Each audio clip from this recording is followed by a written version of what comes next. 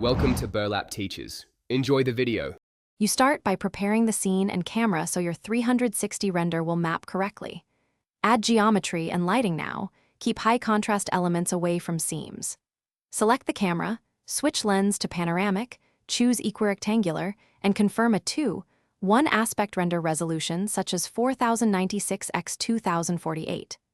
Once done, set units to meters and scale objects realistically, because incorrect scale causes parallax and viewer discomfort. Make sure your camera sits at eye level and is centered in the scene to avoid stitching artifacts later. Now refine render settings and scene details to capture a clean 360 image sequence. In render properties, choose cycles, set samples between 128 and 1024 based on your GPU, and enable denoising to reduce noise without heavy samples. Use an H-drive for consistent illumination, add light portals inside windows, and convert repeated objects to instances to save memory.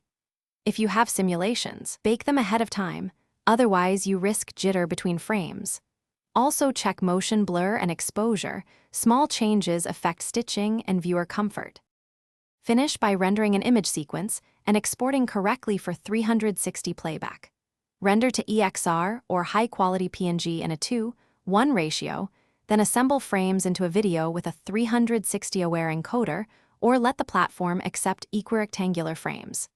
Make sure the camera rotation is locked and frame-to-frame exposure stays constant, because flicker breaks immersion.